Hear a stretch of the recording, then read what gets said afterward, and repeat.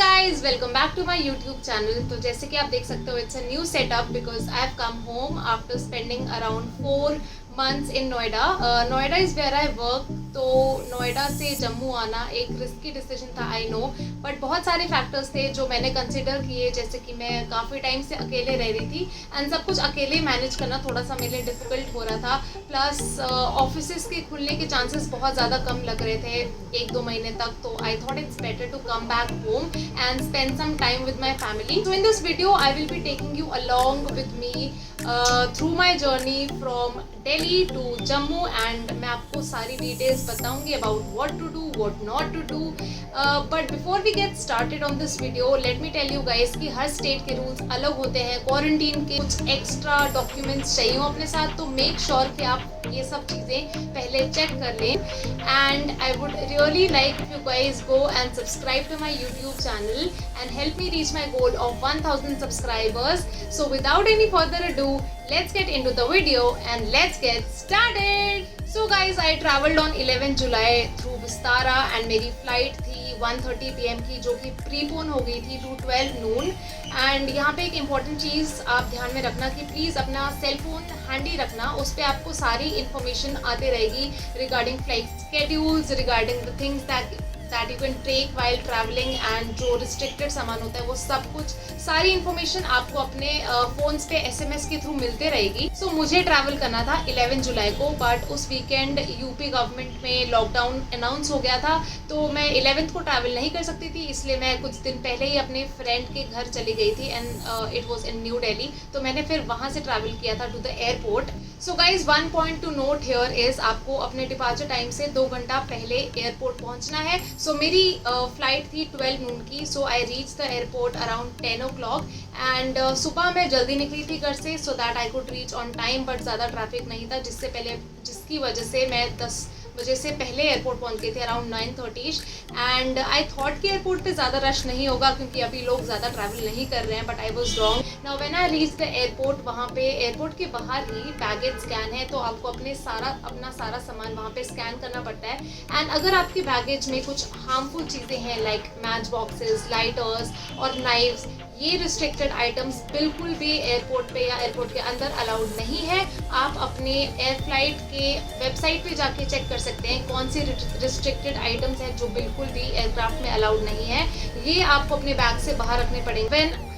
Then आपने जब अपना बैगेज स्कैन करा लिया है, उसके बाद आपको एक बूथ पे जाना पड़ेगा जो एयरपोर्ट के बाहर है। It's basically a shielded booth जहाँ पे आपको अपने टिकट प्लस अपना गवर्नमेंट ID कार्ड चेक करवाना है।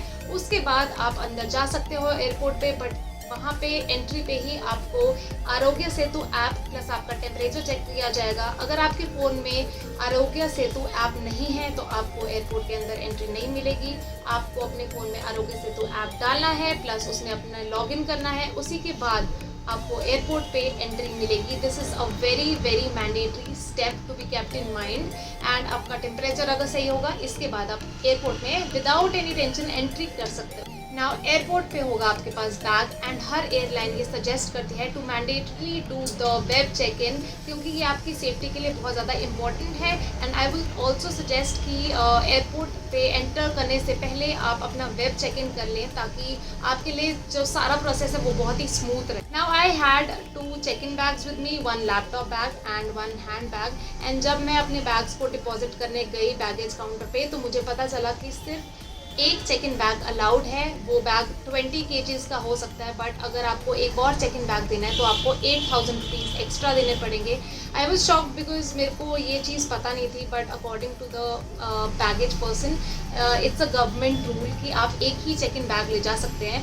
तो उन्होंने बहुत रिक्वेस्ट करने के बाद, मैंने बहुत रिक्वेस्ट की, उसके बाद उन्होंने मुझे अलाउ किया जो मेरा सेकंड बैग है जो उसको मैं कैबिन बैग ले जाऊं। तो इसके बाद मेरे पास 3 कैबिन बैग्स हो गए। एंड अगर आपके पास जो सामान है वो एक्सीड कर जाता है उस लिमिट को, जितनी लिमिट है एयरलाइन की, तो आपको एक्स्ट्रा पैसे देने पड़ेंगे काउंटर पे। बट देन याद रखें कि वो कैश एक्सेप्ट नहीं कर रहे हैं अभी, ऑनलाइन पेमेंट्स या फिर कार्ड पेमेंट्स ही हो रही हैं। और जो लगेज बैग होता है उस पर जो टैग होता है लगेज टैग, वो आपको उसी बैगेज काउंटर पे ही मिलता है ना, आपको वो खुद ही लगाना होता है अपने लगेज पे।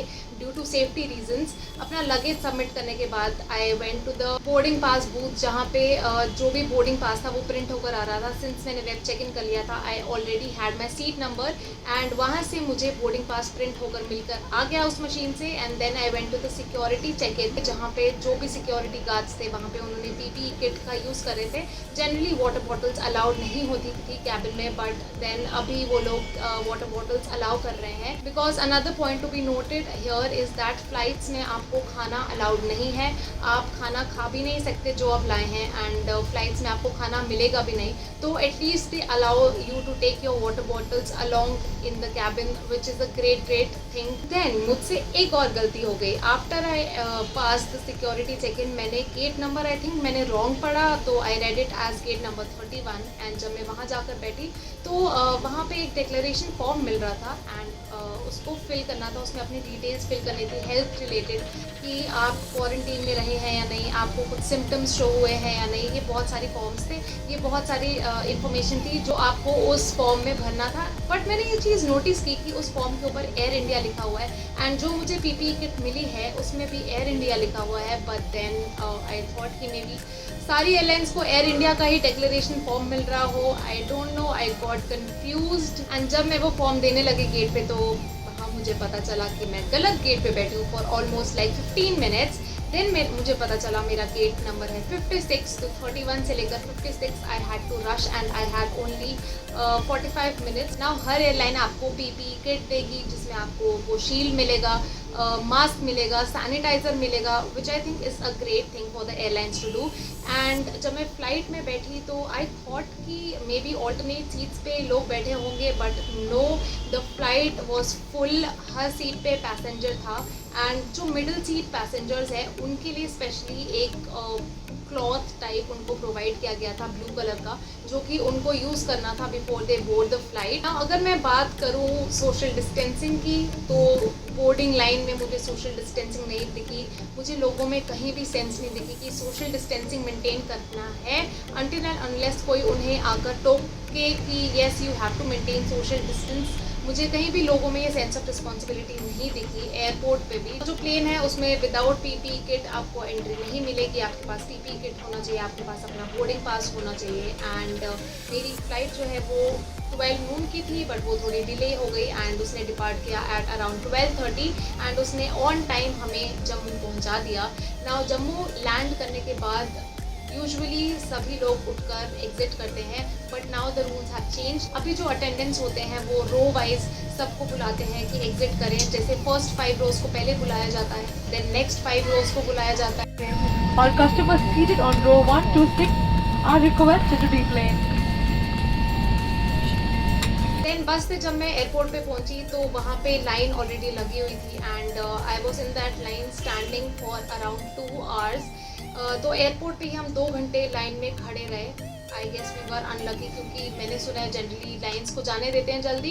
तो 2 घंटे लाइन में लगने के बाद हमारा कोरोना का टेस्ट हुआ। उस टेस्ट में एक कॉटन स्वॉब लेते हैं एंड उसे अपने नोज़ में अंदर तक ले जाते हैं, which is I know gross, अंदर तक ले जाते हैं ताकि आपके जीन्स वो टेस्ट कर पाएँ एंड देन वो टेस्ट रिजल्ट्स आ जाते हैं 1-2 दिन तक। उस टाइम तक आपके पास ऑप्शन होता है कि आप पेड क्वारंटीन या फिर अनपेड क्वारंटीन करें। अगर आप अनपेड क्वारंटीन करना चाहते हैं तो आपको बल्क में एक जगह पे रखा जाता है, which I have heard is not that hygienic and safe. तो I opted for paid quarantine. Paid quarantine वालों को जनरली एयरपोर्ट से कटरा ले जाया जाता है एंड वहीं पे क्वारंटीन किया जाता है। तो उसका रेंट होता है around 2000 rupees per day. And Jammu airport से बसेस चलती हैं जो आपको कटरा क्वारंटीन सेंटर्स तक ले जाती हैं। तो my quarantine centre was hotel Asia Jammu and वहाँ पर मैं गई थी सैटरडे को एंड संडे शाम को मेरा रिजल्ट आ गया था, आई वॉज नेगेटिव एंड उसके बाद मैं घर आ गई थी। एंड बात अगर करें क्वारंटीन सेंटर की तो वहाँ की सर्विस बहुत ज़्यादा अच्छी थी एंड वहाँ पे खाना भी अच्छा था। मैं आपको अपने होटल रूम का टूर भी कराऊंगी इस वीडियो में। तो दैट्स माई रूम। एंटर करने पे ही एक बहुत बड़ा सा मिरर है एंड यहाँ पे वार्डरोब है, यहाँ पे वॉशरूम है विच इज़ प्रिटी गुड। यहाँ पे ड्रायर है if you want to get your hair dried and यहाँ पे कर्टन लगा हुआ है फॉर शावर एंड वहाँ पे टेलीफोन भी है, तो दैट्स लाइक जो इज़ वॉशरूम। एनीवे एंटर करते ही यहाँ पे बहुत बड़ा मिरर है and then this is my room. It's pretty good. 2 beds हैं यहाँ पे and then there is a lamp, 2 chairs, a table. वो मेन रोड है वहाँ पे एंड यहाँ पे एक स्टडी टेबल भी है जहाँ पे लैम्प है। Then there is a kettle, a TV also जो कि अभी मैंने देखा नहीं है। Then there is another table जहाँ पे मेरा थोड़ा सामान पड़ा है एंड दैट्स वार्डरोब एंड जहाँ से मैं आई थी। So yes that's my room. बहुत अच्छा है, यहाँ पे लाइटिंग भी अच्छी है एंड अगर मैं आपको बाहर का व्यू दिखाऊँ तो ये मेन रोड वाली साइड पे है। देन जब आपके टेस्ट रिजल्ट्स नेगेटिव आ जाते हैं तो आप अपने क्वारंटीन सेंटर से घर आ सकते हैं एंड वहाँ आपको 15 डेज का क्वारंटीन, होम क्वारंटीन करना पड़ता है। सो उसके बाद मैं घर आ गई थी and yes I am on home quarantine. Yes guys, this was my journey from New Delhi to Jammu and now I am at home and do let me know in the comment section below अगर आपके पास कोई भी questions है, I will try to answer them and do let me know how you like this video. I hope I was able to help you get some information अगर आप travel करने वाले हो तो like, share and subscribe to my YouTube channel. Also hit that bell icon if you want notifications whenever I upload a new video. I will see you in my next video. Till then, bye.